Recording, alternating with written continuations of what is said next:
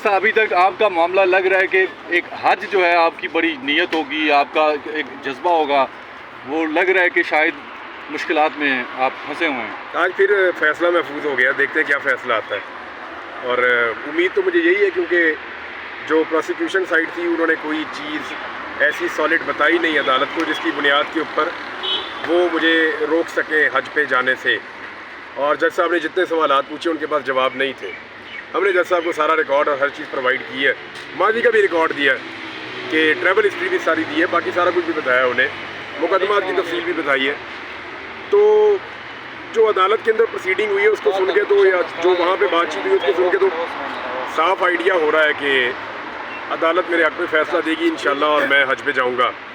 लेकिन अभी फ़ैसला महफूज है और जब तक वो महफूज है तब तक मैं कुछ कह नहीं सकता। फ़ैसला आ जाए तो फिर पता चलेगा कि क्या फ़ैसला। इमरान भाई, एंटी करप्शन पंजाब का आपसे क्या है मामलात हैं, क्योंकि वो कह रहे हैं कि उनकी वजह से ये रखा गया है दोबारा से। मैं तो किसी सरकारी पोस्ट पे कभी रहा भी नहीं, और ये मुकदमे की दुर्गत बन गई थी। वहाँ पे पूरी अदालत एंटी करप्शन वालों पे हंस रही थी। डीजी को जज ने 2 दफ़ा बुलाया, वो आए नहीं। यानी कोई आदमी भी इसमें पेश होने के लिए और सामने आकर इसको फेस करने के लिए तैयार नहीं था।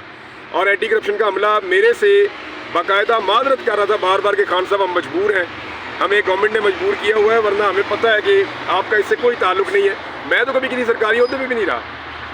इमरान भाई, ये बता दें हुकूमत को क्या ख़तरा है अगर आप बाहर शिफ्ट हो जाते हैं या बाहर चले जाते हैं? ये तो हुकूमत बता सकती है कि हुकूमत को क्या खतरा है। मुझे तो समझ नहीं आ रही कि मैं यहाँ पे भी इमरान रियाज हूँ और बाहर भी इमरान रियाज हूँ और वापस आके फिर इमरान रियाज हूँ।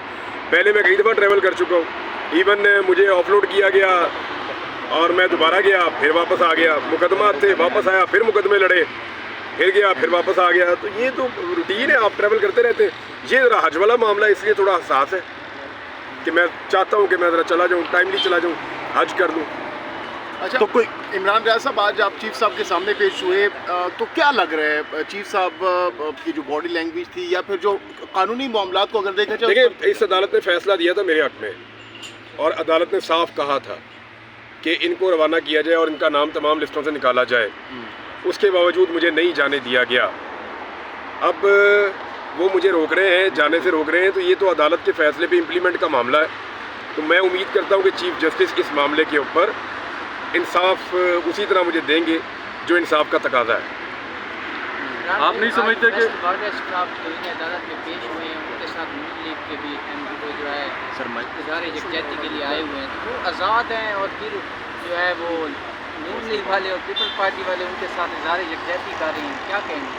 कोई भी आज़ाद नहीं, वीडियो डेड कर दो। सबको पता है कोई भी आज़ाद नहीं है। सारे बंधे हुए हैं बेचारे, हाथों पैरों से बंधे हुए हैं, ज़बान से बंधे हुए हैं, दिमाग और सोच से बंधे हुए हैं, बहुत बुरी तरह कैद में है बेचारे। कोई आपको ऑफर दी जाती है कि आप बाहर ना जाएं किसी तरफ से? कोई नहीं, कौन ऑफर देगा, किसकी जरूरत है? कोई हुकूमत या कोई और? नहीं, कोई नहीं, कोई ऑफर नहीं। मुझे कौन ऑफर देगा? बाहर जाने की ऑफर देगा? जो मुझे देगा मैं कहूँगा जान दे। बाहर ना जाएं, आप बाहर ना जाएं। ये बाहर ना जाने की तो ऑफर हो ही नहीं सकती। वो तो ये रोक दिया उन्होंने, वो तो ताकत के जरिए रोका, अपने कानून को इस्तेमाल करते हुए गलत तरीके से। अच्छा, एक दफ़ा इमरान भाई, एक दफ़ा अदालत फैसला देती है, उसके बाद जब तक तौहीन अदालत का नोटिस नहीं जाता उस वक्त तक अमल दरामद नहीं होता। मैंने तौहीन अदालत का नोटिस, तौहीन अदालत की कार्रवाई के लिए भी अदालत में पटिशन दायर की है और एक नई पटिशन भी दायर की है। और मैंने पहले से बताया कि कौन कौन से मुकदमा है, सारी तफसीलात भी अदालत में दी हैं, और ये भी बताया कि मुमकिन तौर पर फर्दर ये क्या कर सकते हैं। उन तमाम चीज़ों को देखकर मुझे लगता है अदालत एक ऐसा मरबूत फ़ैसला दे जिसकी बुनियाद पे फिर हज के रास्ते में रुकावट ना डल सके। इमरान भाई, जो मुझे लग रहा है वो ऐसा है कि शायद जिन लोगों ने आपको पहले गिरफ़्तार किया था वो चाह रहे हैं कि आप इस मुल्क में ही रहें, किसी भी तौर पे आप बाहर ना जाएगा। खुदा ना खास्ता आप बाहर चले गए तो आपका जो वीलॉग है वो मेरा ख्याल है वो बर्दाश्त नहीं कर पाएंगे अगर बाहर से होकर वीलॉग। मैं कितनी दफ़ा बाहर गया हूँ, मैंने बाहर जाके वीलॉग्स किए हैं, पहले भी किए हैं, बहुत किए हैं, निकाल के देख लें क्या फ़र्क है। उनको लगता है मैं पाकिस्तान में भी यही हूँ, बाहर भी यही हूँ, लेकिन उनको लगता है यार देखो मैं तो मुस्तकिल हैसियत में ना चले जाए और वहाँ से वीलॉग मुस्तकिल ना आना शुरू हो जाए। तो मुस्तकिल ही कर रहा हूँ, यहाँ पे भी कौन सा मैं वक्फे के साथ। लेकिन वो कह रहे हैं वीलॉग करता हूँ। कुछ लोग कहते हैं कि बाहर जाके आदिल राजा बन जाएगा अगर बाहर चले गए तो। आपको लगता है? आदिल राजा की ट्रेनिंग किसने की है? किसने की है? मेरे से पूछना, साबिर शाकिर का पूछो, मेरे से पूछना किसी सहाफ़ी का पूछो, आदिल राजा का उनसे पूछो जिन्होंने ट्रेन किया उसको।